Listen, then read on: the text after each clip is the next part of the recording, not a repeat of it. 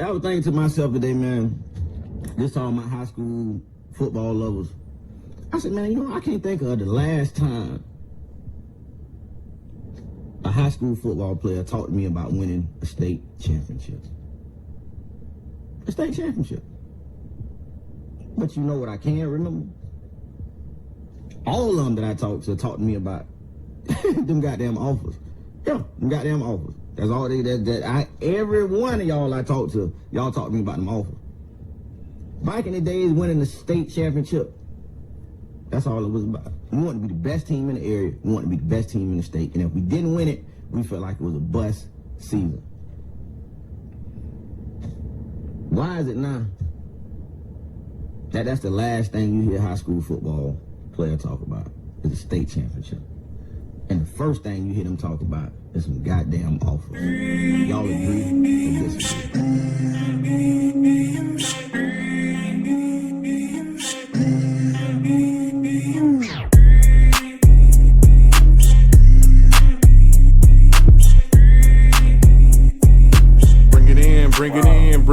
Bring it in. Hey, Frankie Rob, how you doing, man? Man, you know I'm good, man. Everything always smooth over here. How you doing? I'm doing good, man. I just had to put that plug in, man. Plies been sending out a lot of good messages to the youth, man. So, like, I'm following the dude. I'm trying to get him on the podcast and stuff like that. I'm going to go ahead and bring in our special guest right now so we can talk about what Plies said, man. So, we got the father of Tyreke Johnson and DeAndre Johnson. We got Earl Johnson on the podcast today. He's going to be talking about his recruiting process with his kids and his special situation and things he got going on. How you doing, Earl? I'm great. How y'all doing? How's everybody? Hey, everybody's doing good. Everybody's doing good, man. Good to go. Good to go, sir. So I want to know what y'all think about what Plies said about people concentrating on offers versus concentrating on state championships. Mr. Earl, you can go first. What you got to say?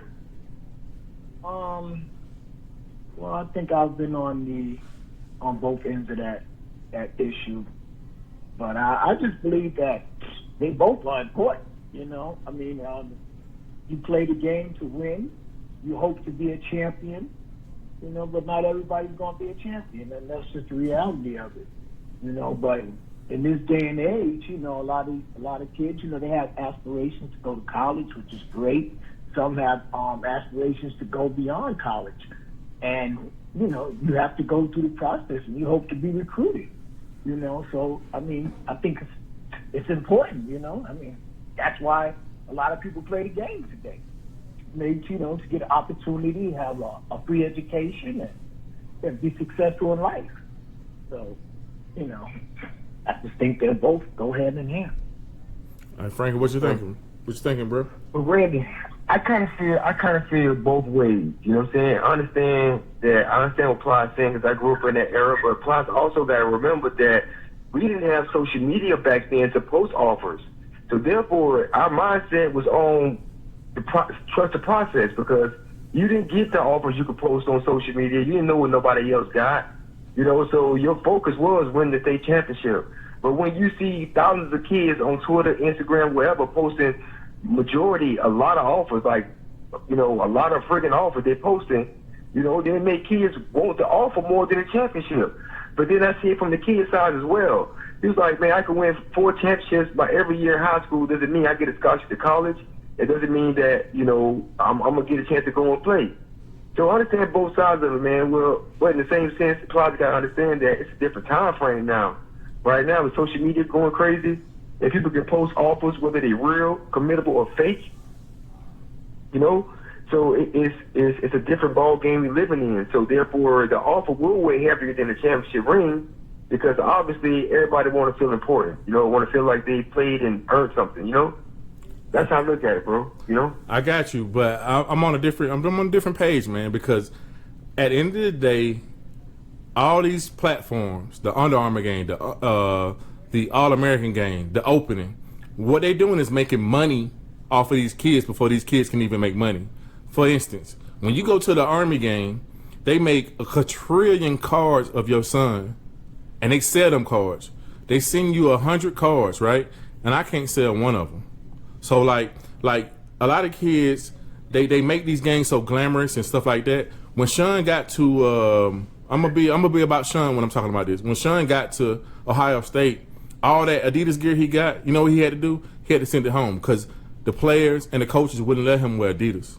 So like, don't think about what the glamour and glitz of what they're doing. What you got to do is work and be the best person you can be.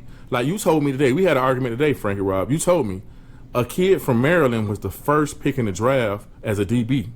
Like you can go anywhere and be a star. You just got to work, put in that work, and show people. If people don't believe in you right now, so what? They don't have to believe in you. You just got to keep on working, man. You got to keep on working. And my thing is this: at the high school level, the ultimate goal should be winning the state championship.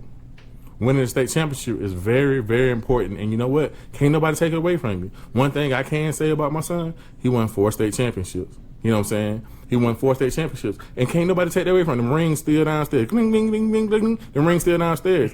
So what I'm trying to say is, if you focus on being the best person you be and winning that state championship, them other people are going to see, they're going to see what you're doing. They're going to see what you're doing. So like, focus on that. Focus on the level that you're at, being the best person at the level that you were at. And then on the next level, focus on being the best person level you're at. You know, because if you take away your experience of high school because you concentrate on college, you're not going to enjoy that experience and you're never going to get that back. You're never going to get that back. I feel that. You feel me? You never going to get back. So I had a kid that was on the internet today, kind of, I'm going to say it real. To me, it's more like begging to be in a game. In a game, and like he wanted to be in the All-Star game. He was begging a person that was over the game to be in this All-Star game, meaning like saying, "Hey, you know, I want to be in this All-Star game." Da, da, da, da, da. No, if they don't want you in the All-Star game, forget them. Be the best person you can be at that level, and show them they was wrong on the next level. Like people are too concerned with social media and what that does, because these games and all this stuff, these All-Star games at the high school level, they mean nothing. They mean nothing. I remember. In the cold, me and my wife was in the cold. I was outside of in Houston. Was it Houston? It was in Texas. But I forgot what city it was. I remember talking to J.K. Dobbins before anybody knew who J.K. Dobbins was. And we talked for about a good 10, 20 minutes about him being hurt, how he's been working hard and all this kind of stuff. And then you know what J.K. Dobbins did? He jumped onto the scene of Ohio State. Now he's can break records. He can break records if he stayed in Ohio State at a certain amount of time. So like this stuff at high school don't mean nothing. At the end of the day, the only thing that really, really, really means something is the championships you win, the accolades you get, and getting paid in the NFL or getting your education. That's it. And if a person don't see that, you don't have to persuade him to. Let your work and what you do on film and what you do in the community persuade them. If that don't persuade them, forget them. You do your thing. That's my thing. That's my thing. Anybody got anything to say about it? You 100% right, brother. Like 1,000% right, man. It's morally sound what you're saying. But like I'm telling you and Pops, man, this is the new generation. These boys don't value things like that. Like based on what I see on Twitter and Instagram with these kids, man, they don't value. Man, the value of things have gotten so small. Like with us growing up, Randy, you know. We growing up, you know, the state championship ring, meaning that your whole school is the deal. Like the whole school is the deal. Everybody want to come here now because we win state championships. Now, people going to school, kids got the most offers. Or they got 30 people over there got 30 offers. We finna go over there so we can get us one. Versus, you know, create my own situation. Like, that's not how it goes, man. It's like it's changed, man. I got you, but you can get as many offers as you want, but guess what? You only got to go to one school. And you got to pick the best choice you can because things don't work out. And if you listen to the prior podcast, things don't work out. You can only go to one school. You can only, even a war, whatever, it doesn't even matter. You can only do that. Only thing that's cemented through time is the things that you do on the field and the things you do off the field. That's it. Everything else is just glitz and glamour, and it really doesn't matter, man. It really doesn't. So I just want the kids to know, and I know some of the kids don't listen to this podcast, but the parents listen to it. Man, get in your kid's head, man. Like I said, I had to call that kid. But I had just got from school and I seen what he put on the internet. And I'm like, man, no, no. We We not begging nobody for nothing. If they don't see what you do, I see what you do. Sean see what you do. We all see what you do. Keep doing what you're doing. Grind. And then you know what? If you grind and you put in the work and the effort, it's going to something's gonna come out of it. You know what I'm saying? Stop. Hey, if they don't see you, they only gonna pick. They only want the stars and the 5 stars and the high 4 stars anyway. But if they don't see, if they don't appreciate what you do, show them that they wrong. Show them that they're wrong. You can. If you can, you know that can happen. You know, so we're gonna go ahead and get into this podcast, man. We got Earl Johnson, the father of Tyreke, and DeAndre Johnson, man. So first thing first, man, the parents want to know, what sports did your kids play as a young, you know, pee-wee type kids? What sports did they play? Tyreke and DeAndre both played baseball and basketball and football. Okay. And, they were pretty good baseball players. Matter of fact, Tyreke, he's still like 12 bases a game. I tried to talk him into staying playing baseball. He was pretty quick, pretty good. He could have developed, you know, pretty, you know, to a high level, I believe. But you know, I think it's just a very slow game, and they was more excited about football and the physicality and things like that. That's and cool. Basketball as well. So when did they stop kind of playing other sports and just really concentrate on that one craft that got them to the point where they are today? Well, with DeAndre, it was more like middle school. Matter of fact, we even had an issue with the middle school coaches because it was the fact that DeAndre wanted to be a quarterback. And, you know, I think he started to really play the game at a late stage because of the fact that during Pop Warner, you know, so much daddy ball going on that the teams he played on, they wouldn't let him play quarterback. So he didn't get a chance to develop early. So he didn't start developing to play quarterback till like 6th or 7th grade. And he had made up in his mind, which I never wanted him to play quarterback because he was so much. I was like, why don't you just be a DB or wide receiver? But he wanted to be a quarterback.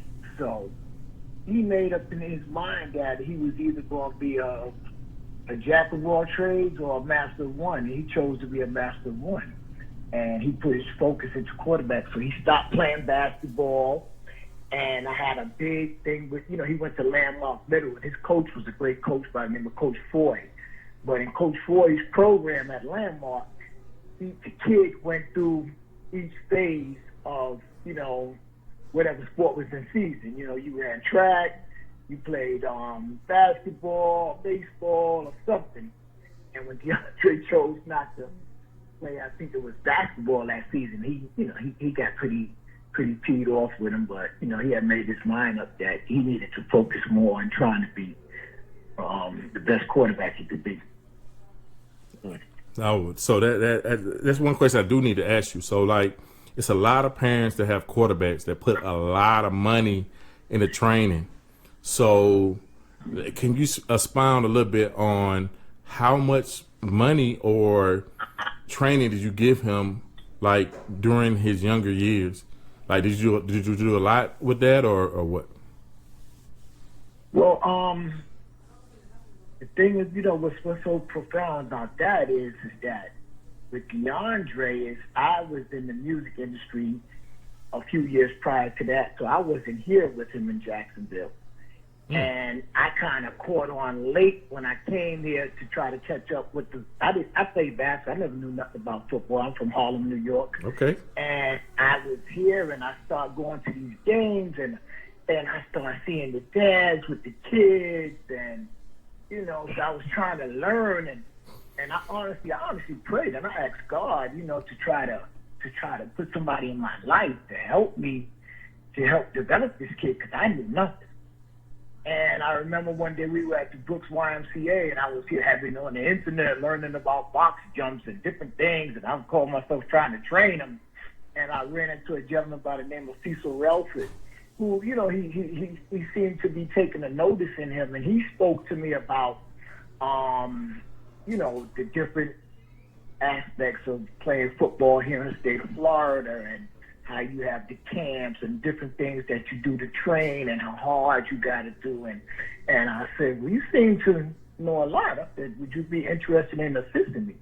And he said, sure. And come to find out, he was the biggest blessing. He's still a blessing in my kids' life as far as helping train them, mentor them, and just, and that's pretty much what I did, because I didn't have the kind of money that some of these kids or, parents are spending on their kids, sending them to California to train with the George Whitfields and, the Steve Clarksons. And,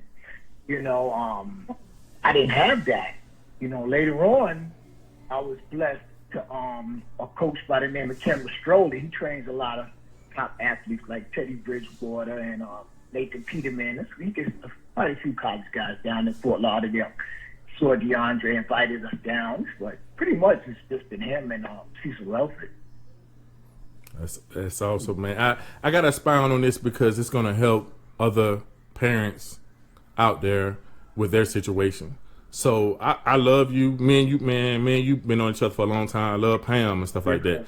But I need to know, how is it raising talents like this when you're separated? So like y'all wasn't together.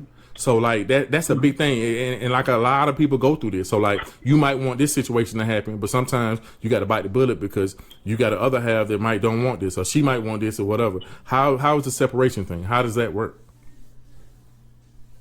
Well, one thing I'm gonna tell you, you got to pick and choose your battles. Thank you. That's the number one thing. I agree with you. All right.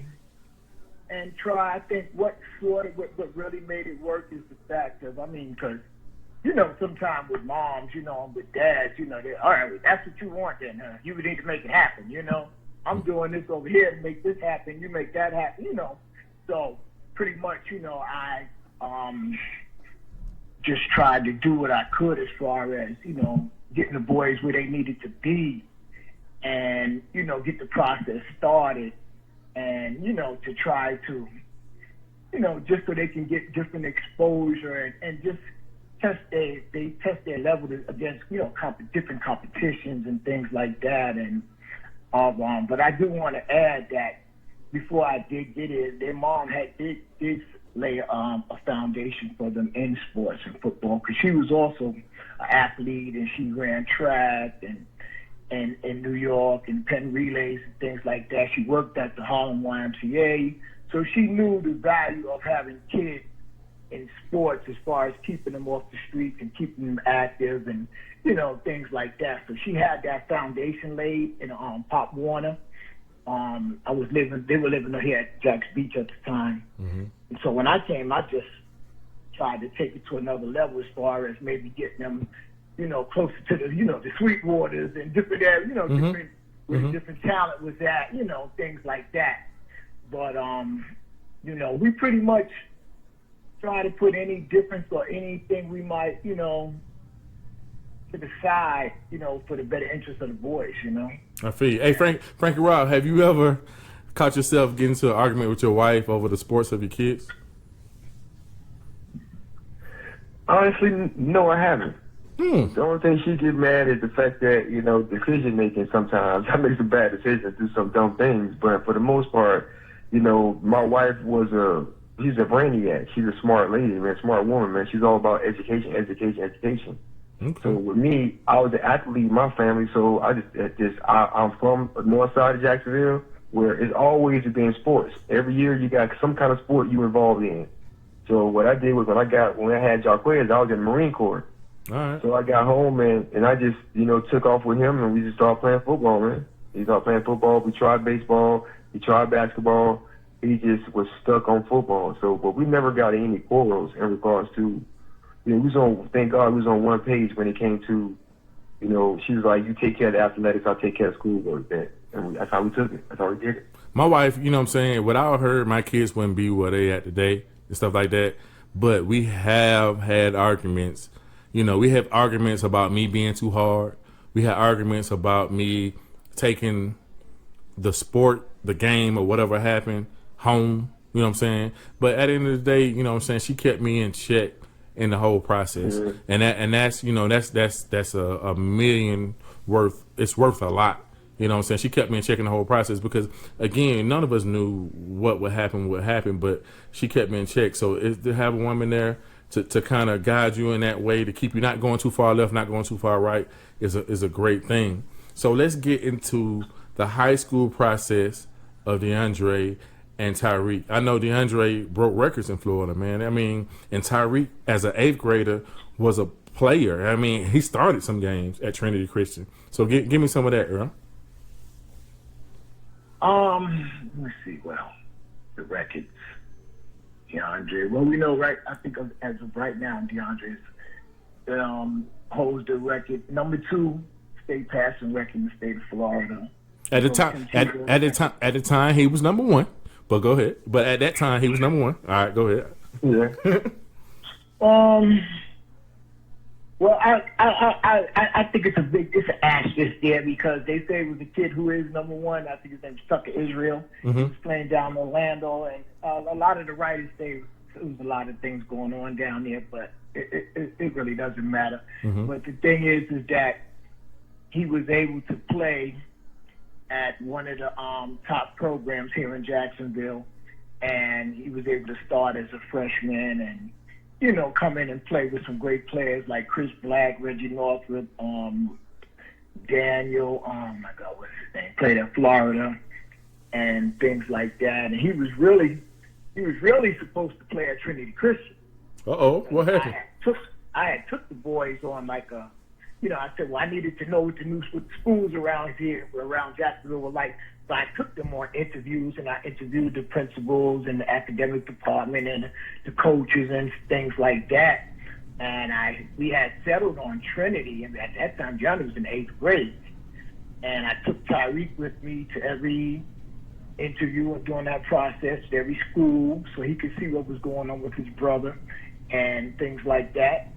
And we were going to go to Trinity, but I think what really stopped us from going to Trinity with DeAndre was the fact that they had another kid in there to play quarterback, and so I think they kind of wanted him.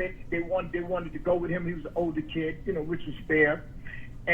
But they said to DeAndre, "Well, I think we could make you the #1 cornerback in the nation." Oh boy, he did not want to hear that. That really, touched him in a way he didn't want to be touched. This kid is, I was fine with that. To me, that's great. He was adamant about being a quarterback, and he wanted to just concentrate on being a quarterback. And that's when the situation with First Coast developed, and that's what made him want to go to First Coast. And I agree with his situation because I had, at that time, Trinity, they were a winning program, and they had won a couple of state championships, which was cool.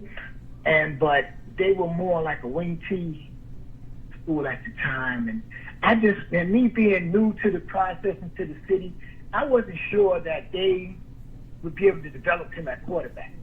Okay, because, that's a good point. They talked a lot about cornerback, and that's pretty much what it. But I was pretty impressed with the program and the school, and talked to his mother, and Tyreke was excited, and so we decided that it probably would be a good place for Tyreke.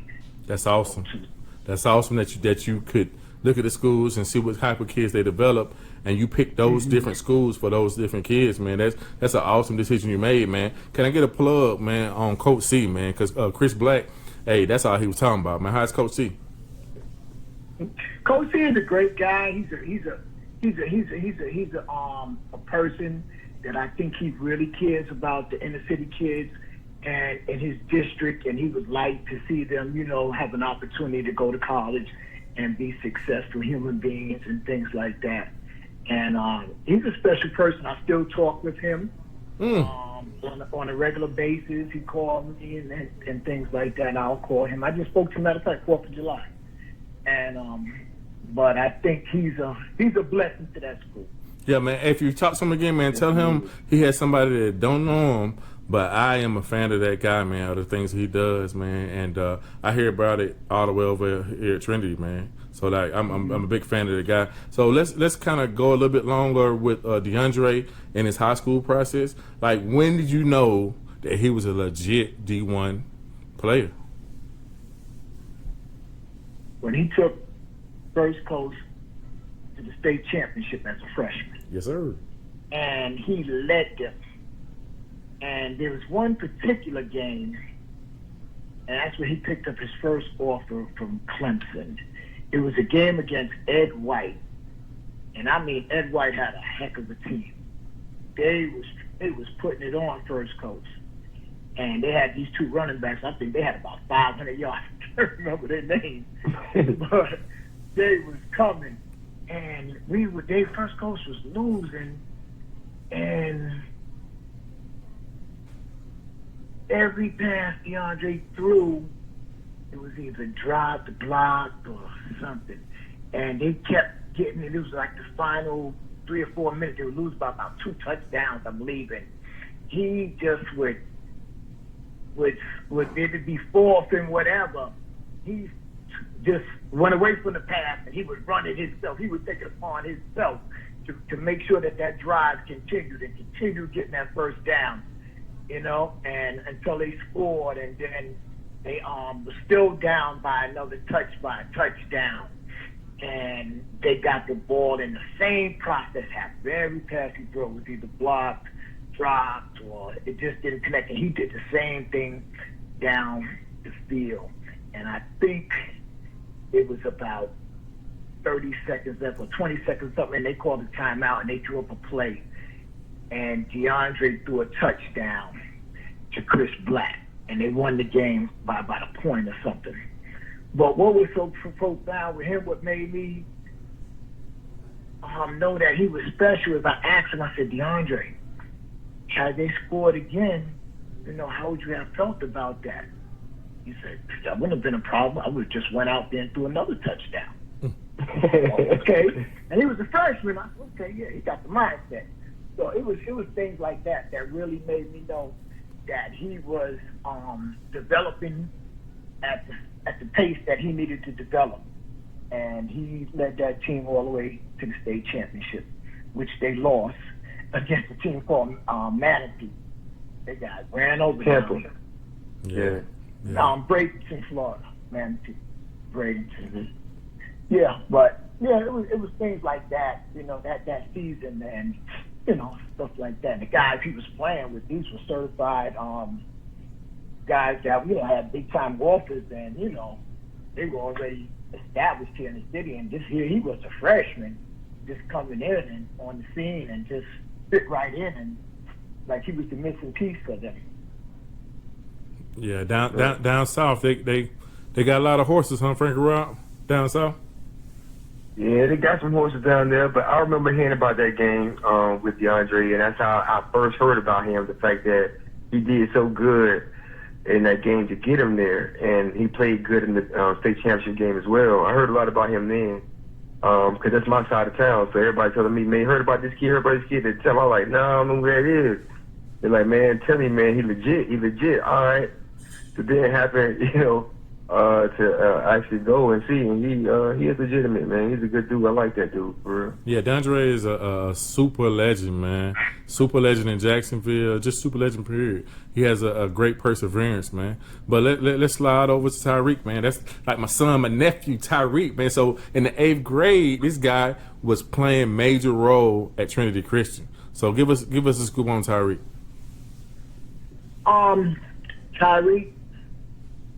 Tyreke is my son. You know how you have children and you know your children. Tyreke is my son. I could say, go down there to Fort Lauderdale, kick some butt, and come back with some more. Tyreke gonna do that, and he's gonna come back with him. Mm-hmm. DeAndre is a little more integrated. I'm gonna have to go with him. Okay, I feel like, you're right. Hey, you're right. They saw my play. They ain't give it to me. Hey, whatever. So. Well, I'm just trying to say that they're two different people, and Tyreke is just always been in competition and very competitive with his brother. And the process that DeAndre went through, Tyreke went through also. And he went through it at his own pace. It wasn't forced on him. He was allowed to, if he didn't want to come to work out on Tuesday when DeAndre went, because remember, Tyreke's a few years younger. Oh, yes, sir. So he went on and he went to play in the fan or whatever he wanted to do. but he still had that same competitive edge, which he always told his brother, "I'm gonna be better than you." You know, it don't matter. Yeah, DeAndre's good, but I'm better. Tyreke always had that confidence about himself, as far as knowing that he was going to do what he had to do, and he was going to be good at what he was going to do. Like I remember, DeAndre won the champ down there, what was it called down there in Orlando? So it was the first time he ever won anything, and he won the MVP, and he got an interview with the Orlando Sentinel, and the guy wanted to interview DeAndre, and I was amazed when he was getting the interview, and Tyreke took the interview over. Tyreke said, no, that ain't the one you want to talk to. You want to talk to me. I'm Tyreke Johnson. I'm going to be better than him. I run faster than him. I just tell Tyreke, you don't sit down. But he's always been, they've both always been super athletes in any sport that they played. They always, played at a high level. But I think the fact of them being so close and competitive, helped each one of them. Two things I know about Tyreke. Two things I know for sure. Tyreke would talk the shoes off a person that's about to run a Boston Marathon. Meaning, like, he gonna get what he want, and he gonna do it himself. He always been like that. And another thing I know about Tyreke, he gonna make sure his brother Sean is all right, man. He always have done that. He gonna go above and beyond for Sean. They brothers, man. So like, I really appreciate, him being that kind of person he is, man. A question that some of the parents want to know is, what did you do, or what did Tyreke do, or what did y'all do to get him so highly recruited and so highly scouted? Like, did he go to camps? What did he do? What did y'all do? Well, part of it is, like I said, his drive, his belief in himself, and then also, training with his brother to prepare himself. And I believe the coaches at Trinity, what they were doing. I mean, I think Trinity has probably the best coaches in Jacksonville. Those guys, they do a heck of a job in preparing those kids, to play at a high level. And so, from coming through the process that he came through, so anytime, because any camp that DeAndre went to, I always made sure Tyreke went if he wanted to go. Okay. All right? And as he started to get, like, in 7th, 8th grade, we got more into the process. He wanted to go. And he did good, because he's always been a, pretty big kid. And he held himself against the 9th, 10th, 11th graders, as an 8th grader. And I believe those going through these different camps helped him to develop his confidence and belief, and also pick up some recognition out there. So, yeah, I can say there's a lot of people put a lot into those guys. Yeah, it's a big thing. Like, so Frankie Robs, like you told me before, man, it's many times that you went on recruiting visits with Jaquez, and you brought people along with you, man. Like that's the same thing, that the technique that Trinity was using back then. So like, I commend you for doing what you do with that, man. You got to keep doing that. Yeah, I'm always do that, man. Like, anytime a kid the thing about it is, though, what I've learned is you can't just take any kid with you, because your name and everything's on the line as well. With me, I want to make sure a kid really, really wants to do something for themselves. Not only on the football field, but also your GPA. Why I'm going to take you to a camp and your GPA is something you really can play high school football. You know what I'm saying? Like, why would I even do that? You got to, I don't ask the parents for no money, anything of that nature. I take them with me. But in the same sense, I want to make sure that you do and are ready to, if you can get an offer, get one that you can do something with. And also that you're mentally ready for a no or a shot right now. I don't want to take you down there and you get it, you got the grades, and say no, and you like, man, I don't know what I'm going to do. I can't get an offer. This stuff is way too political right now, and I don't want to deal with most of that stuff. But I just want to be a help any way I can. That's the reason why I'm doing a podcast, because I want to help. If I can help, I want to help. All right, so Earl, so we got elite players in high school with both of your kids. Now you got to explain to us about the recruiting process and why you picked the schools that you picked for both of your kids. Let's start with DeAndre. Okay, well, DeAndre, DeAndre, well, let me back it up a little bit with them. Tyreke was playing in the Pop Warner championship game. And it was you got to remember, during these times, I'm fresh into Florida. I'm still trying to learn this game. And the game that Tyreke played was up at SAMU in Tallahassee. And we were up there for this game for the Pop Warner. And they were telling me about this school called Florida State. And I'd heard about it. And they was like, well, Dad, Florida State is right over there. And, you think we can go by and look at it? They were young. And I said, well, okay, yeah, since we so close, let's go by. So what I did was I stopped at the dollar store. And I got a box of Ziploc bags. And I said, what we going to do? Y'all want to go to their school? Tyreke and DeAndre were high on going to Florida State. I said, we're going to go there. If it's open, if we can get to the field, we're going to walk that field. We're going to pray on it. And we're going to claim it. That's going to be the school you're going to go to. Okay. We went there, and I was able to get them on the field. And so I took I told them, I said, now after we pray, I have to grab some of that grass. All right. I said, you take that grass, and we prayed, and we claimed this, and that this is where it's going to be, and you walk this out as it's yours, and you take that grass, put it in that Ziploc bag, and we're taking that back home with us. And so that's when I first heard about Florida State, and but as the process came along, DeAndre started picking up offers, and he got the offer from Florida State. It was about his third offer. And he was so excited. And he was telling me about this coach and Jimbo Fisher. And he was a coach that was pretty good with quarterbacks and developing quarterbacks. And I studied and I read up on him. And, he had a little quarterback background. And I read about the school that had a very pretty good academic program there, and so I pretty much was I was pretty okay with him going to Florida State because that's where he really wanted to go, and I talked to the coaches and went on quite a few visits there, and now you remember, like I told you, I'm new to this process. Uh-huh. They were just so receptive and had all of these hopes, these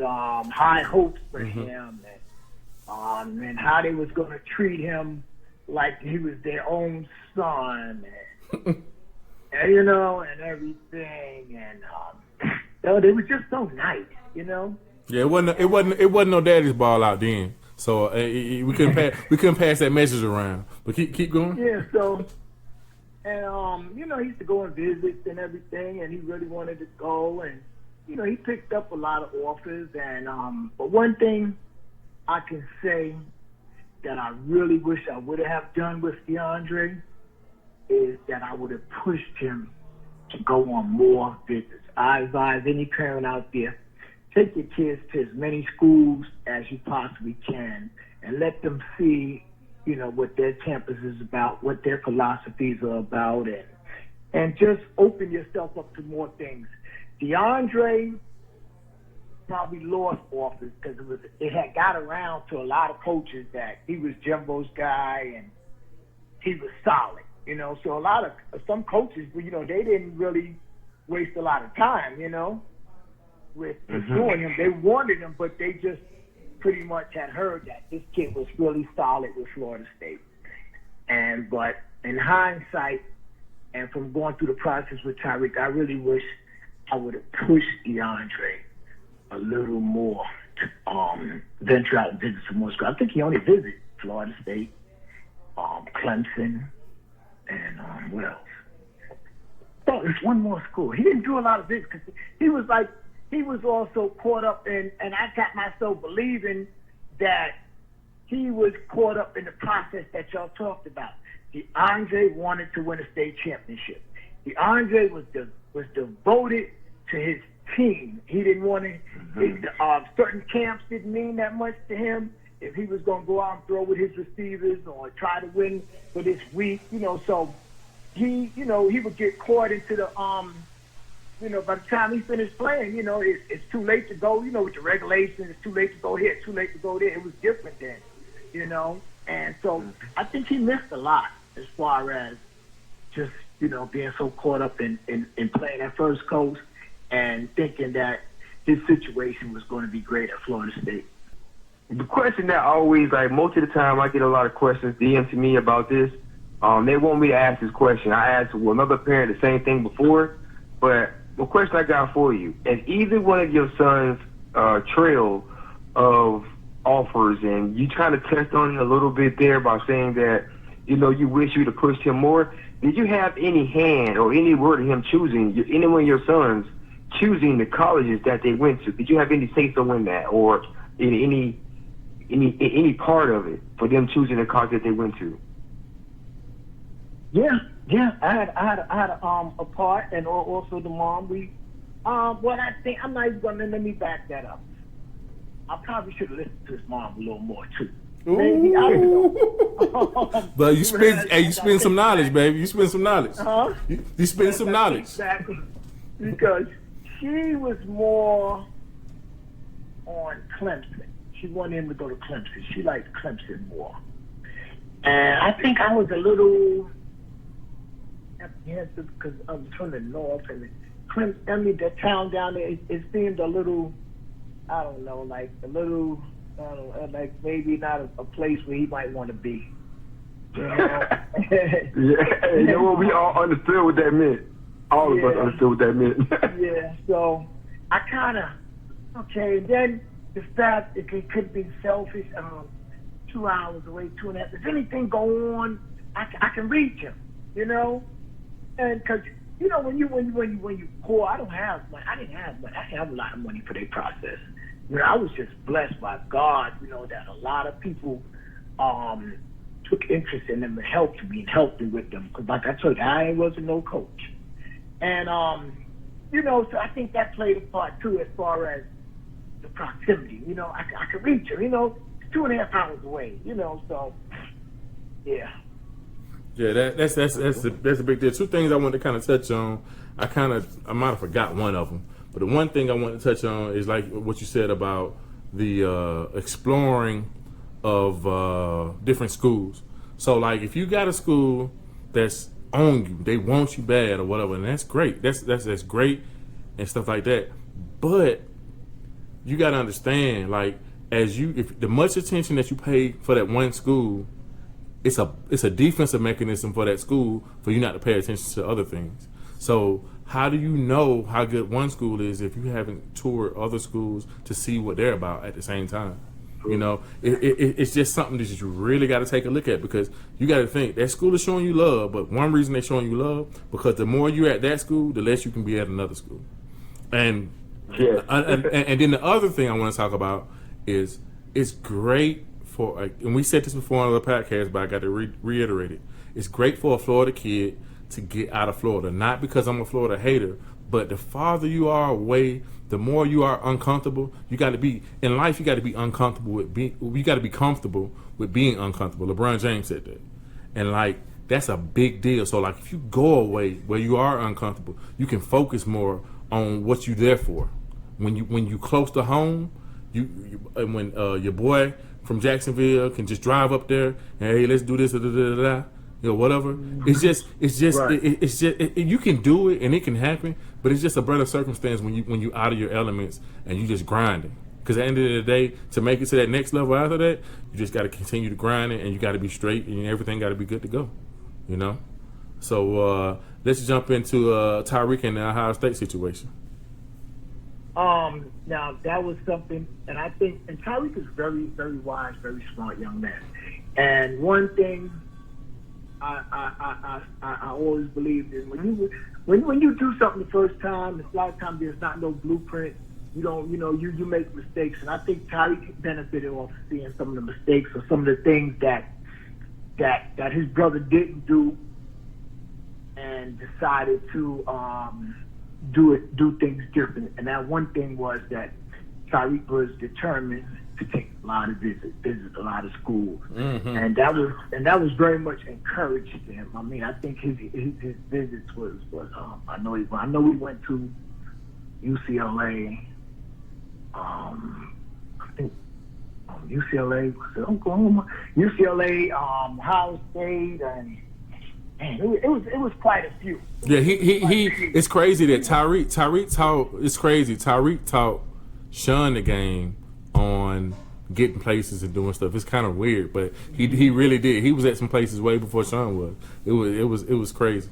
He knew the game. Yeah. He knew the game. Yeah. Tyreke, he even went to different camps as far as the NFL had a camp as far as for developing up and coming athletes that they thought had potential to go to college. So he got to see a lot. Tyreke's process was way more broader, and like I said, at the same time too, Tyreke had some good advice because some good coaches over there at Trinity. They understood the recruiting process pretty good over there. All right? They understood that you needed to see a few things, or not to put all your eggs in one basket.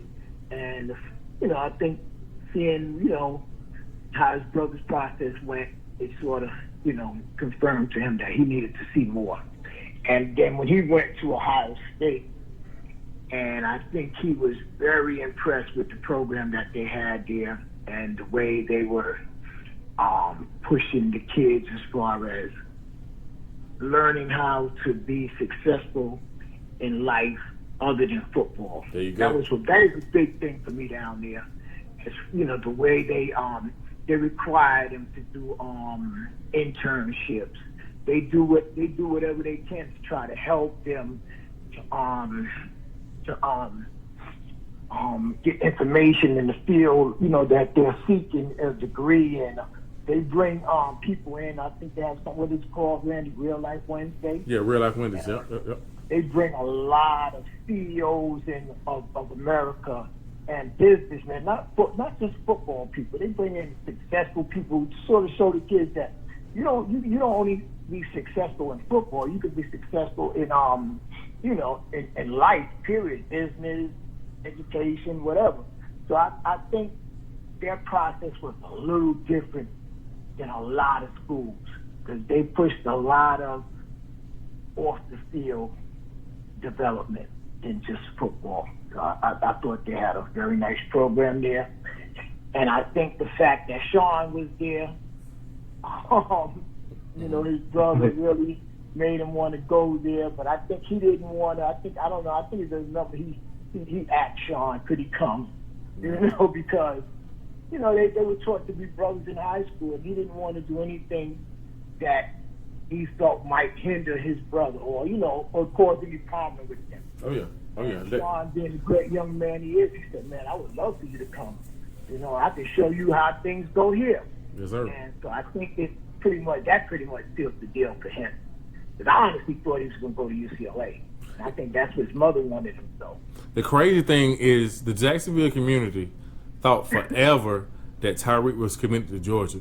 But was he ever committed to Georgia? A lot of people thought that. He was solid with Georgia when Mark Richt was there. But you remember they had that coaching change at Georgia. Okay. Mm-hmm. And when the coaching change came in, a whole new staff, and so I don't think he, was pretty, he wasn't comfortable with that new staff at Georgia.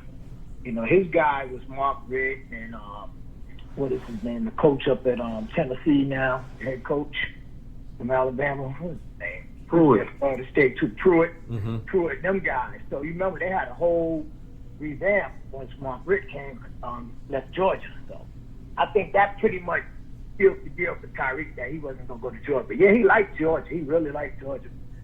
He really liked it. I never really cared for it. But, yeah. He liked it a lot. Yeah. Hey, Frank, Okay. did Georgia recruit y'all? They still are recruiting Jacquez right now. Okay. Like he talked to, I think his name Kirby. I think it is. Oh yeah. Yep. He talked to him. He said he's a DB coach. Kirby Smart. I think his name Kirby Smart. But he thinks he's the DB coach at Georgia They got another DB coach there, but he said that's his thing is coaching that. Because he's a defensive coordinator for Alabama, and also was involved with the DBs, cornerbacks, like Coach Saban is at Alabama now. So, he still talk to those guys. That's a good school. I like them there. So let me ask you a question, Frank. So how is it being a Jacksonville person, and you got Georgia and Florida right here, and everybody that talk to you is a Georgia or Florida fan, and they talking to you about one of those schools? How is it? Well, honestly, truthfully, I thought initially, especially with my son, when he committed to Alabama, I thought I was going to get something. Man, I can't believe he did that. He right here, whatever. But a lot of people was like, I can't blame him. Yeah. More than what I was comfortable with, actually, right? Mm-hmm. Like, he committed to Alabama. I was like, yeah, bro. He was like, man, I can't blame him for going there, man. Like, ain't nothing wrong with that, man. Like, Alabama's kind of like, y'all sons going to Ohio State. How can you blame a kid with the pedigree that Ohio State is? How can you blame a kid who was looking forward? Like, all kids got aspirations to go to the NFL.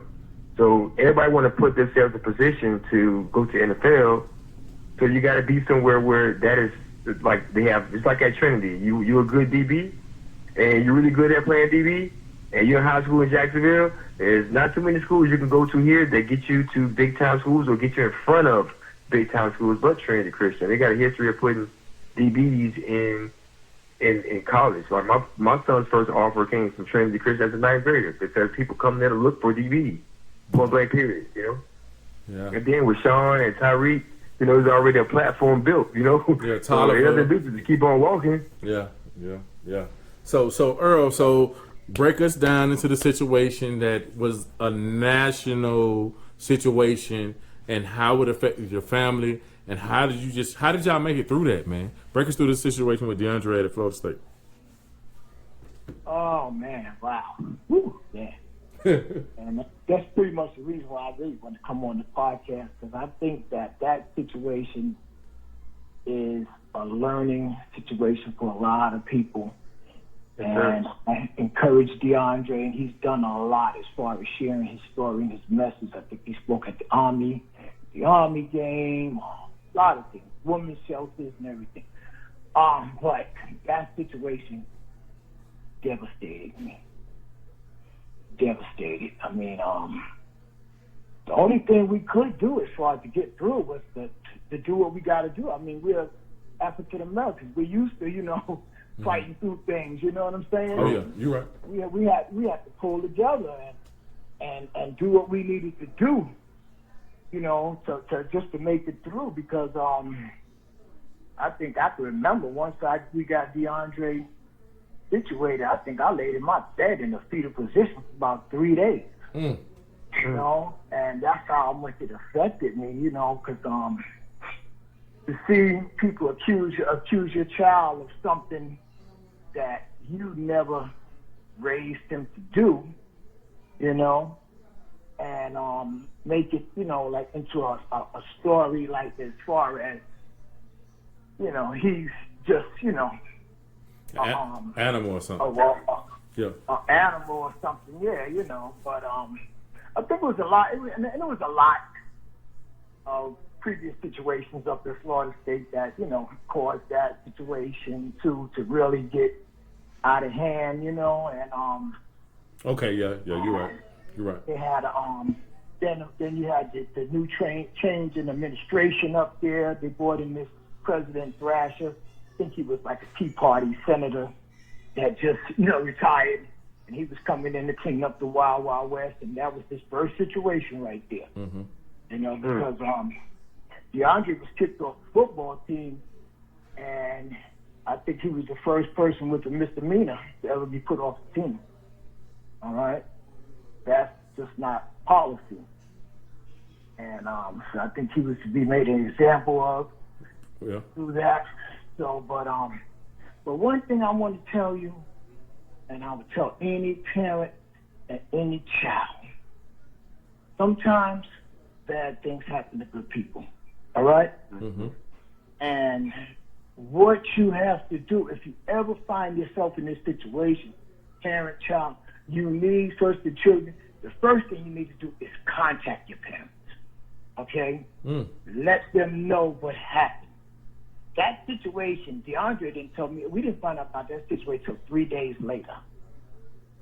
Okay, and because I think he was hoping, as a child, as a kid, young kids, they hope that these things go away, and you don't have to, maybe break your parents' heart, and bring any kind of bad news or to the school or anything like that. But I think the first thing you should do is call your parents. And as a parent, the first thing you need to do also, regardless of how bad it is, you need to get in touch with the coach and let them know what happened. Yeah.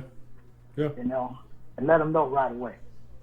Yeah. And like I said, our situation, it was about 3 days in before, Yeah. I even found out, or coaching staff, anybody found out about it. These things happen with kids all across America. Like, and you're right. The kids don't. I know this for personal example. What the kids do, even though they're close to their parents, they wait to see if the problem is going to just relieve itself. But you're right. You gotta hone into the people who've been with you from the get go, and so they can give you the best information you need to know. Because if the information would have been revealed to the parents or to the coaches or whatever sooner, in a lot of situations, I'm talking about not just DeAndre, I'm talking about some other situations too. It's a possibility that things can get squashed. It's that possibility. You can do that because accidents happen. Nobody's perfect, and especially these kids. These kids ain't adults. They kids. They make mistakes and stuff like that. But one thing I do want to say though, before I let Frank and Rod talk, is that what a student athlete got to understand, what anybody got to understand, is that you are a target. Well, I'm gonna say student athlete for this one. You are a target. So meaning this, people gonna want to use you for your fame. People gonna want to use you to make a baby. People gonna want to use you for all type of different situations, and you got to realize that anytime you see trouble, you got to go left. If trouble right, you got to exit left quickly, expeditiously, because you are a target. People want to get into a fight with somebody that's famous. People want to be around somebody that's famous. You got to realize that you got to take yourself out of that situation. You can look through ESPN for years of kids and adults that had a chance to take themselves out of the situation, but they just didn't. And you need to be around people, friends. They be like, hey, bro, let's go. Hey, you know what I'm saying? Let's go. You need to be around people. If you're going to be around that person that's the hype person and all that kind of stuff, that stuff, hey, that's for the birds, man, because at the end of the day, you messing with millions of dollars. You know what I'm saying? You messing with millions of dollars and possibilities of things that could happen. So you just got to think that way on every aspect of what you're doing. Every time you take yourself out, every time you go to the mall, every time you go skating, every time you go bowling or whatever, take yourself out of that situation to the best of your ability. But things do happen and people do make mistakes. What you got, Frankie Rob? Yes, sir. Man, Mr. Johnson, when I tell you this, right? So my son went to Trinity. It was his 9th or 10th grade year. I think it was Tyreke's sophomore and junior year, right? Tyreke's junior and senior year, right? So Tyreke, when my son got there, him and Sean, those 2 years, grabbed him, and the other DBs that was there was like, hey man, look, you gotta walk this way, talk this way. So I knew that the apple don't fall, like my son told me, Dad, there's no oranges fall from the apple tree, right? So therefore, I feel like when it comes to your son, DeAndre, that touched me because I know the family ain't like that. Right. Because I'm here with you. But the media made it seem like, oh, it's a terrible situation, terrible guy. Little do they know, this is a real deal good family. Like, I remember your wife was getting the food ready for the boys. Like, hey, everybody got $5. Walk around. You got $5. Get the boys some dinner, some lunch before the game. Like, a real good situation, real good family-orientated people. And to see that, it broke my heart. I couldn't believe it. I was like, well, dang, man. But then I saw you a couple of days ago before we knew we was going to interview you. I was looking at EMCC and how your son was motivating kids there. Look, man, I made a mistake. We all did. Now it's time to change that. Heard your interview there, your wife interview on there as well. It's just like, man, you all stayed positive. And that's one thing I want to get to people that's listening is that, man, this family went through hell. And they still stayed positive. They didn't go bad. They stayed positive the whole time. A lot of people, things happen bad, they go worse, But y'all stay positive. You're an inspiration to me in my household. My son look up to everybody. I look up to all y'all. And I really, I thank you for that situation, but I thank you for teaching me how to react, how to be, how to overthink some things, think outside the box, and how to address situations and issues. Because you were top tier character during that situation, man. So I thank you for showing us, I ain't gonna say just me, but us how to take care of things, man. How to keep the family together, keep your son motivation up. I seen DeAndre on EMCC. Man, that boy was still trying to win games. So they're gonna hear this and they're gonna see him there. He's trying to win games. They got him recorded. Hey man, look, we're gonna win this game, and we're still gonna win like the positive dude that he is. Like you said, good things happen to bad people, man. This dude here is an awesome person, and he got a message out there, and so everybody gonna know it. They're gonna hear it because it's something you can't hide, Thank you. Yeah, but I just want to say that, as a parent, sometimes when these things happen, you always want to protect your child. You want to fight. I'm not going to sit there and lie. I wanted to fight. I got the best attorneys you could get. I think we had Jose Baez. He got Casey Anthony off. Benjamin Crump. Because I wanted to fight and prove that this is not who he is. But my son, being the person that he is, he told me, Dad, listen, I'm a quarterback. When we win, we get all of the fame and all of the glory. When we lose, we take all of the heat. When we lose, he said, I lost. He said, Bob, I'm just going to I'm going to walk through this process. I'm going to own up to what part I played, and I'm going to move on. He said, that's part of being a quarterback. A lot of times these kids, he'll say some things to me that, for all the years that I've lived, that sort of sometimes put me in the right perspective and mindset. So I give a lot of credit to him for talking to me and telling me that, because I was ready to go to court. All right, I'm gonna be honest with you. I got you, but you got to understand. You can plant a seed, right? But it has to have sunlight and water. And you and Pam, all that sunlight and water. So y'all planted that seed. Y'all just made it the next episode of what y'all are. It evolves. So that's what y'all did, man. That's awesome, man. That's awesome. The interview y'all did on ESPN, that's awesome, man. That's awesome, man. That's big. Go ahead. What you was gonna say? Yeah. So I'm just saying, and then, once he told me that, it made me realize that, hey, we made a mistake. We got to own up to it, and we got to deal with it, and we got to move on. And that's when my mindset was made, that was the direction we were going. And I'm still there. You've never heard him say anything about anybody but him. And that's all we can talk about is us. Whatever part that we might have played. And own up to it and move on. It's just a shame that, a lot of people don't realize is that these, I don't know. I don't even know if I should even go there, but like these coaches, they with you today, but make a mistake and see what happens. Man, we already, we talk. Turn their back on you quick. Yeah. It's just crazy to understand that and see. It's crazy to see that you got. I always thought, who would win the battle between Francois and your son? And it's crazy to see that both of them are out of there because of situations that happen. And you're right, man. They sit down in your living room and tell you they got their back, tell you this and tell you that, but it don't turn out that way, man. Sometimes it don't turn out that way. I put it like that. Not all of them, but sometimes it don't turn out that way. And that's a shame. With the money that's involved in this sport, even if they don't want to turn their back on you, somebody maybe above them going to cause them to have to turn their back. Because at the end of the day, they still got, 50, 100 other kids to look after. They have their own children. They have coaches, and their children. You're right. They have a lot of responsibility. You're right. So, you're right. I'm just saying that, if something, was to happen, don't be surprised, Yeah. If I don't care if you had 100 offers, if something happened at this one school, and those other 99 ain't gonna be there for you.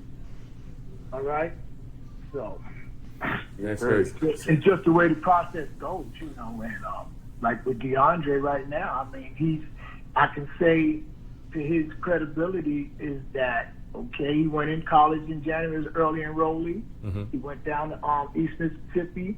He sat out that 1 year.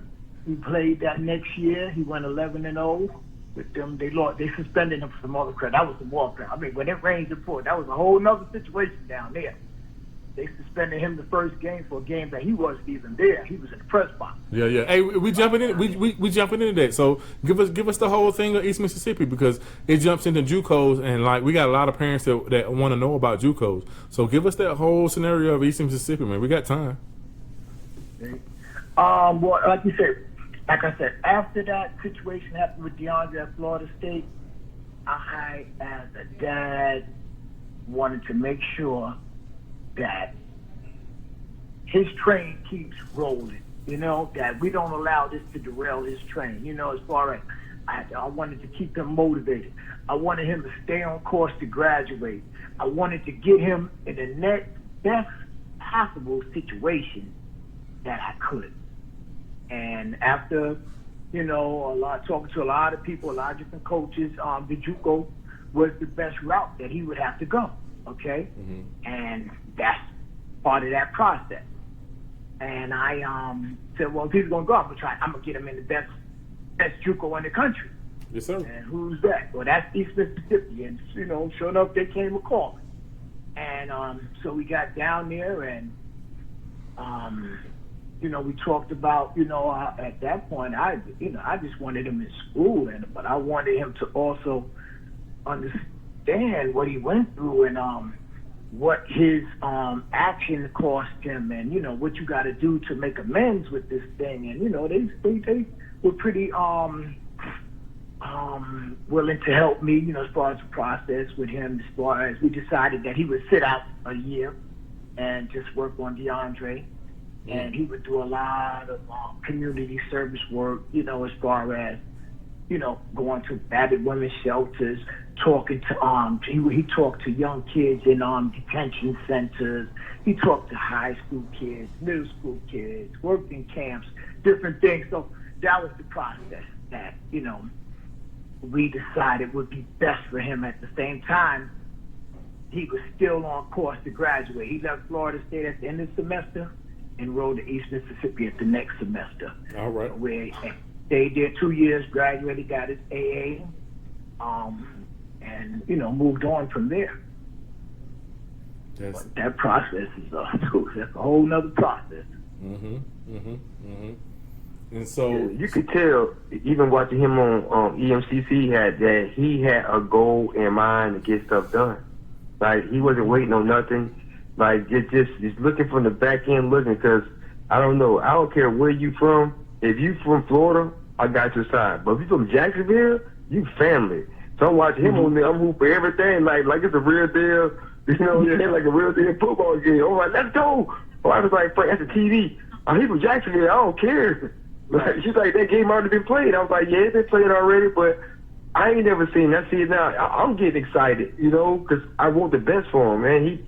He's my color, and he from my city, man. So I'm all in, for real. Appreciate the support. He got a lot of support. I mean, Whoopi Goldberg called him, Raven Simone, Rick Ross. It was so many people that wanted to help him. When did he meet Michael Vick? I know he's real close with Michael Vick. When did he meet him? Yeah, Michael Vick. He met Michael Vick down in Miami. He was working with him down at FAU. Michael Vick lives in Miami. Okay. And coach down there that he was working with that told him about DeAndre, and he wanted to meet DeAndre. He had already heard about him. Yes, sir. And he wanted to meet him and work with him. So Mike worked with him quite a bit, but at the same time, Mike was still trying to get the lead coach and different things like that. So he only worked with him about 5 times. Okay. That's big. They still stay in contact. That's big. So got East Mississippi, and how did we get to FAU? Well, we get to FAU because now going to East Mississippi, you come out of East Mississippi. Most times they are they win national championships or they first or second. A lot of the guys get highly recruited again coming out of there. But, and now remind you, like I told you, DeAndre went 11-0. DeAndre didn't lose a game in junior college. He went undefeated. Mm-hmm. And the offers weren't coming the way we wanted. Mm. You know, they weren't coming. Especially, I mean, most of the quarterbacks out of East Mississippi went to was Ole Miss. Ole Miss, Ole yeah. Miss, like it was enough.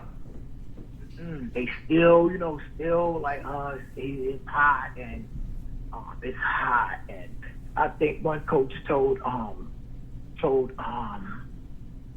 the coach down there that I wouldn't have that cancer on my campus. I don't even want to say who it is. I don't even want to say who it is, but I think that hurt DeAndre. And I told him, I said, listen, Pop, don't you even let that bother you. You keep working because what God got for you is for you. And can't no devil in hell take it from you. Okay? And you're going to be where you need to be. You know, so the process, you know, we honestly thought that, you know, his level of play called for him to go much higher, to be recruited again. But it just didn't happen, you know, and the thing about it, and I want to say this, and I say this to a lot of coaches too, is, and you know, because you know, in this process you meet a lot of people, you call up, you know, your coach, you know, but I say if somebody asks you to help them and you can't help them, or you or the feeling out there is that no, like a lot of coaches would tell me, oh yeah, we trying, but at the same time you could tell that they were really getting a lot of closed doors. I'm saying, let me know what's going on. You know, the best way you can help me is by telling me what's happening. You know what I'm saying? The real deal, though. The real deal. So that right, so that way I know how to operate. You know, but I'm talking about a lot of coaches even right here in Jacksonville. Yeah, oh yeah, I'm trying this. You know, but what they're saying, you never get an answer. I don't know what it is. If it's coach's thing or what, but I mean, I guess, like I said, a lot of people, they just ain't gonna burn bridges for nobody, you know, in this game, you know, and that's one thing that I've come to understand about this process, you know, and getting back to, like we said, it's just, at the end of the day, all you're gonna have, all these children, all they're gonna have is their parents at the end of the day. That's the only ones that's gonna always be there for you. That's real. That's real. Right? That's real. That's real. So Lane Kiffin. That's how we got to FAU, because how we got to FAU was I'm not gonna say that Florida State was all bad. It was a few people up there that really understood and knew DeAndre. I mean, when that happened, I mean, it was a big shock. I mean, because like, what? You know, they understood his character, and they still would try to help me and direct me and reach out and find out how he was doing, see if there's anything they can do. And I was a coach by Tyreke, who is I think he's O-line coach up there. His son, Clint Tyreke, played at Florida State. He was battling James Winston for the starting job. Mm. And well, he is the coach down at East Mississippi. He reached out and to us once he got a new position at FAU. And that's how we got to FAU, through him and reaching out to FAU. Okay.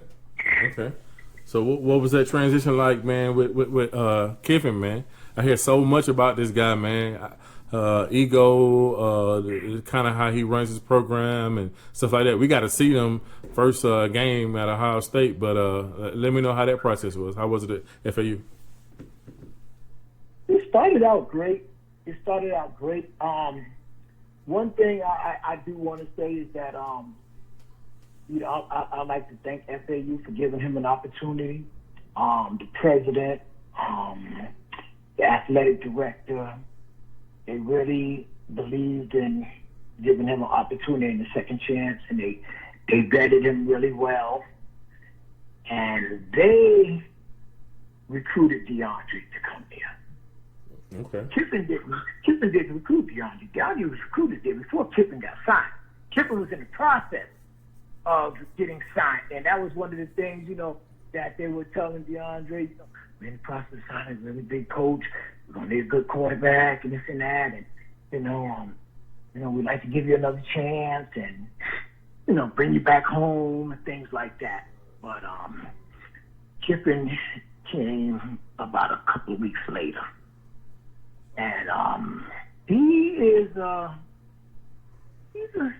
don't know, he's a little introverted. I didn't get to really bond with him that much. I've spoken to him a few times, and he assured me that he wanted DeAndre and that he was excited about having him, and that DeAndre would do big things. And lo and behold, DeAndre gets a blood clot in his arm. Yes, sir. Yes, sir. Here we go again. Something else. He gets the blood clot, and thank God he recovered, but he couldn't play that year. He couldn't play. And then DeAndre didn't play the second year. And I don't blame Coach Kiffin for that. I mean, because after knowing the process, I believe he probably didn't think DeAndre was coming back. And in this game, you know how it goes. One go down, another one got to come in. And they keep moving. Oh yeah. And I believe he made a commitment to another kid. And they do stuff like that. They'll make a commitment, behind your back and different things, Mm-hmm. And he stuck with his commitment, even though it cost him 7 losses. Yeah. He still tried to ride it out because I think his ego wouldn't allow him to show that he made a mistake. So, but during that whole process, like we kept DeAndre encouraged, told him, be the best teammate that you can be. Help the guy, help anybody in the quarterback room that you can help. Try to help your team, and and make sure you stay on course to graduate, and then we'll reevaluate your situation. And during that process, I also made sure that I petitioned the NCAA to get his year back that he lost. Okay. So what's important to know is, all right, DeAndre is at Texas Southern, but how many years does he have left? DeAndre has 2 years left. DeAndre is he's graduated from SAU, but remember, he was an early enrollee, so he graduated a year early. He graduated with 1 year eligibility. Then he received his the year that he lost for the blood clot in his arm. Mm-hmm. So that gave him 2 years.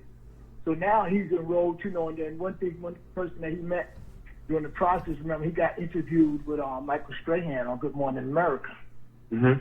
And so, Texas Southern is Michael Strahan's alma mater. Okay.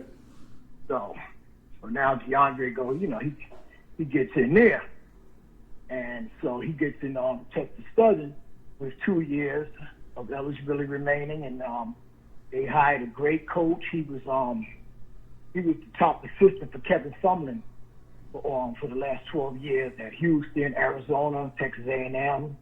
He coached a lot of kids like Case Keenum, Johnny Manziel, Kyler Murray, Baker Mayfield. He coached with all those kids. So he's the new head coach down there, and he really wanted that DeAndre down there. And Houston is a great city. Oh yeah. And DeAndre, he felt really comfortable there, so he decided to go there. And at the same time, I was hoping he can get in touch with a little bit of why things happen to him, what type of things might happen in the future. I was hoping that being in a predominantly black school, he would meet somebody and, he would learn a lot of things about, how things happen in life. You know what I mean? Oh yeah. Yeah. A lot of times they happen for a reason. A lot of times they do. Like I said, his purpose might not be revealed yet. And I don't know the DeAndre like that. I know Tyreke like that. But he's going through this thing for a reason. And like I said, I feel like his purpose, he might not know yet, but it's going to be revealed in a little bit. Because at the end of the day, he ain't go through this for nothing. And he coming out on top. You know what I'm saying? He coming out on top. Wait, what he do this year and what he do the next year is going to be miraculous. It's going to be a big thing. It's going to be a big thing, man. Big thing. Well, my biggest thing is his academics. Right now, the football, the more I learn about this football situation, the more I hate it. I mean, everybody, you know, is big on the NFL, but the NFL is, you know, it's good. You know, you could get there, but it's not a lot of money in the NFL if you're not, you know, one of the top players. You know what I mean? You're right. You know, they got these kids caught up in these 5-year contracts coming out of college. You know, I mean, it's ridiculous what they're doing. That is ridiculous.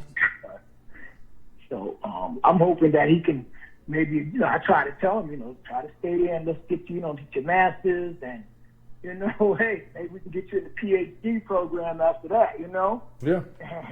And now maybe you could be an athletic director. You could be that guy coming out there with that suit on. When the coach see you, he's fearing you, you know? Yeah. You could be the guy maybe give an opportunity to somebody, you know? Yeah. Be just like Chris Black. Chris Black got his master's. So it'd be just like that, man. Yep. Yeah, he's close because he's got his degree in communications, and now he's he's doing his master's in sports marketing. So maybe, you know, he can, you know, do some things also. You know, it's more to life than football, you know, and that's something that you need to understand. You got to have a plan A and B in this game, and it's great that football could be that vehicle to carry you, you know, through school and, you know, to maybe your purpose other than football in life. It's great. Yeah, one thing I want to say, and I'm probably going to tweet this tomorrow too, because I thought about this while I was in class. I wasn't even paying attention to my teacher. Thought about this. Well, statistics say, okay, something to the point of that 3% of the high school players get an athletic scholarship to play college football in college. But what the statistics don't say is if you handle your business in high school, meaning that you become the best player you can be, you get your grades right, you make the right SAT score. What the statistics don't say is that how many people get a scholarship because you play football. So it's a lot of football schools out there that can't give you a athletic scholarship, but you know what they can do because you play football? They can give you an academic scholarship. But nobody wants to talk about that. So just do the right thing and get your butt into college. You know what I'm saying? That's what we need to be talking about. Yeah. You're right, bro. Yeah, man. I'm with that. 'Cause I'm very big on my son. Like, you know, I ask him, and some other players too, you know, like, you know, your goal is going to the NFL. But it's not, is your goal not to get your education when it's free? I told y'all, man, we just got done paying your mama, you know, student loans off. And she's been out of school since 2006. What is that, 13 years of paying tuition for college that she already graduated, and most of the time that the field she in right now, what she graduated with, she's not even going in that field. She had to go pay for another something in college to go through. Like, I really want to, like, thank you for telling us that DeAndre is getting his master's degree. I let kids know that, man, you got that. You got to get your education. It is totally free. Like, how can you miss that when it's free? Just get it, man. Dude, I don't care. I told y'all quick, man, I don't care if you got to go year-round. From, you know, you want to get out 3.5 years to go to the pros and live your dream. I'm not knocking you on doing that. I want you to do that. Right. Same shit. I want you to, you know, graduate, man. That's something they can't take from you. Like this older guy that I know, you know, he was like, you know, football is a car that you can't put gas in. And one thing you got to know is that you're going to run out of gas. You're going to run out of gas. Right. When, you don't know, but just know that it is going to run out of gas. The only thing to keep you moving is your education. You know what you said? That's so profound, and I heard it from an NFL player, just exactly what you said, is that it's so important for these kids like our kids to have these opportunities, that you try to get a degree in a field that you have a passion for. You know, it's a lot of kids, they're getting degrees in fields just because, you know, it's easy, they can get to practice, they don't have to work hard because they're going to the NFL. Okay? And when you go that route like that, that's when you end up, if you wise up at some point in life, having to go back to school and pay for it yourself. So why not, while you have this opportunity, take advantage of it and get a degree in something that you're going to be happy doing in life in case you can't play football, you know, because you're only going to get that opportunity one time. And not all coaches care whether you get it or not. Okay? I've had a coach tell DeAndre, I don't care if you got a class right now. We didn't bring you here to go to school. We put you here to play football. We put you here to go football. Yeah, I'm gonna keep it real with you. I'm telling you, you can miss a class for practice, but you're not gonna miss practice for a test. Like, only time you miss practice for a test is when you can't play. Like, if you're gonna be ineligible to play for that next year, that's when you can miss it. But other than that, you cannot miss practice for a test. Keep it 100. It's athlete student. Like, when you get to certain schools, keep it, like, you got to keep it 100. Yeah. Mm-hmm. Yeah. Oh yeah. Those coaches, they change like Dracula. Okay.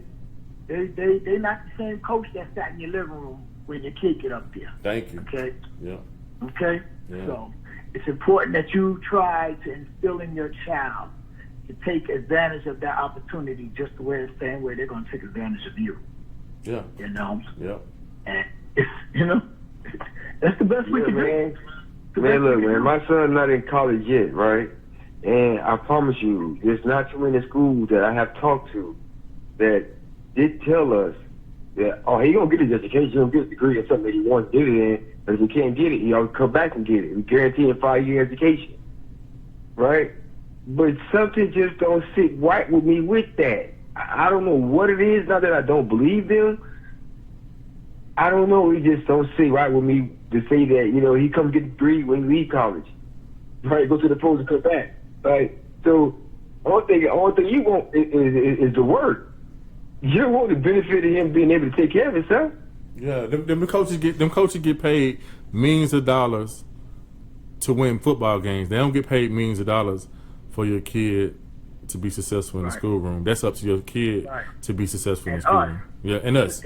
Yeah. And then realize the opportunity that we have and use it to the best of our ability.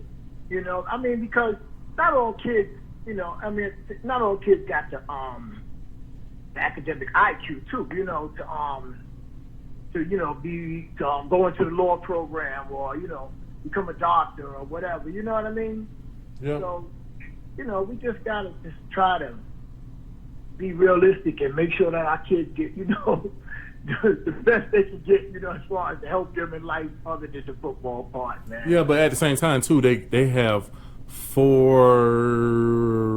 or 5 mandatory tutoring sessions 4 or 5 times a week. So, like, what subject can't you not get help with when you got mandatory 2-hour tutoring every night?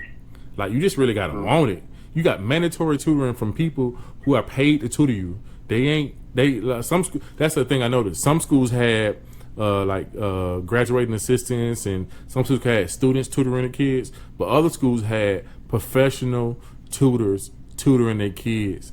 And like, I'm like, dog, why won't you get something more better? Because you got professional people tutoring your kids, man. It's a great opportunity. It's a great opportunity. Yeah. Hey, Randy, but do you understand that, like I said, it starts, like, you know, with what you put into your child in the younger years, you know what I mean, as far as, you know, understanding the academic process of how to go about being a student, you know, because yes, sir. If you get to college and you ain't got that, there's so many kids graduating from college and really, their degree, they can't be nothing but maybe a gym teacher. You're right. You know? Yeah, one of my... At the end of the day, why did you have to go through all you went through physically on that field and everything when you could have just went down to FSCJ and got that Hold on now. I'm an FSCJ, bro. Hold on. A lot of wear and tear. Yeah. Right. Yeah, one of my good friends, man. Real. Yeah, one of my good friends, Mike Jordan, man. The one thing he always preached to me, man, you can't build a house on a bad foundation. So, like, the parents, you know, the community, you got to build a good foundation with these kids. And if they don't understand what's the highest priority and what's most important in life, that's when you get those foundations that's shaking, and that's when you see some things blow up. You know, but like I said, your sons have good foundations. So whatever they go through, that foundation is still sitting there and it's still solid. You know? Yeah. This guy, he's a coach. But he's like in Alabama. He's one of the guys that actually just like promote kids to get the education. He's like one of those inspirational type people that didn't have everything from the start, didn't have them into office, but had determination not to give up on that. Ended up playing time in the NFL. He told me, he was like, Mr. Robertson, to be totally honest with you, because I asked him, can my son graduate? He was like, 100% of kids that want to graduate will. If they really want to graduate, when he told me that if y'all to go year-round school, he's going to graduate in time. He's going to graduate. It's all about what he wants. If he don't want to graduate, want to go home in the summer, go have fun in the spring, and not worry about school, then yeah, he could be subject to coming back to school and doing it. Getting it. That'll be available for him. But the kids that want to get done in 3 years, 100% of those boys or girls who want to actually graduate from college, it's 100% chance that you can do it. Like, it's obviously we all know that. Yes, yeah.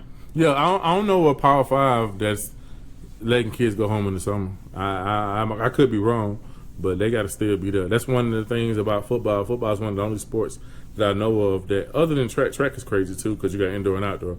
But football, you got to be there year round nowadays. At all the schools that I know of, but I might have to educate myself on that. But your football, you ain't coming home. You coming home for a minute, but you're going right back for summer school because you got to work out. You got to get stronger. Like you don't really have a choice. I don't know if coaches tell you that or not, but yeah.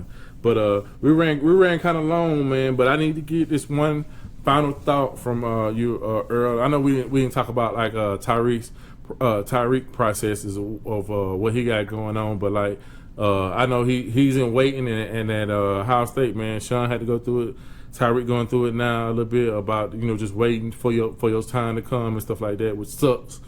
But that's all about what Ohio State is about, and it is what it is. But give me some stuff, man, for the parents, man. Like a little final thought of parents and even the kids, man. Some stuff you want to tell to them. Well, like I said, I just want to reiterate on. Enjoy this process. Don't let these coaches tell you, or tell you or your child that he's committed to you, to this school, and they don't want him going to this school visiting. And I think if they tell you that, then maybe you probably should give another school anyway, because I think that every child should be able to enjoy that process. If they got 5 visits, they should be allowed to take all 5 visits. And if they really want you, they'll wait for you. And they'll be there after that if you still want to go to that school. So that's one thing I really encourage everybody is to go through the process and visit as many schools as you can, even unofficially. Just go around. Do whatever your budget allows you to do. Enjoy this process and just make the best possible decision that you can for you and your family. And like I also said, and if by chance if something happens, or I'm talking to the kids, please inform your parents right away. Even though I don't care how bad it is. Yes, sir. Because at the end of the day, they're going to be the only ones that's going to be able to help you or going to be there for you. And yeah, we're going to be a little upset with you, but we love you so much that we're going to do everything we can to help you through that process. Because you got a number. If something happens, you're going to be dealing with some adults who got a lot more experience in these situations than you. So please tell your parents and just, respect your parents and trust their judgment and allow them take part in that process with you. All right, man, it's cool, man. Thank you so much. That's cool, man. I really appreciate it, man. I'm going to tell you, man, right now, hopefully we get this thing out tomorrow morning. This is the best podcast we ever had, man. This right here is so informative. It's about to blow up, man.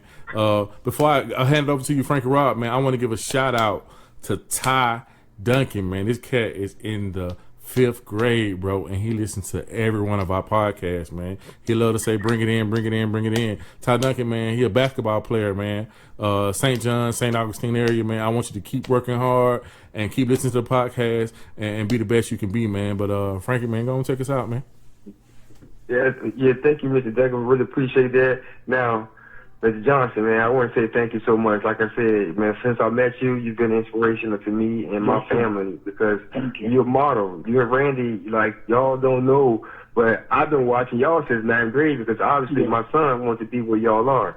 So I want to say thank you for coming on the podcast, man. Randy, I agree with you. This is going to be a big one.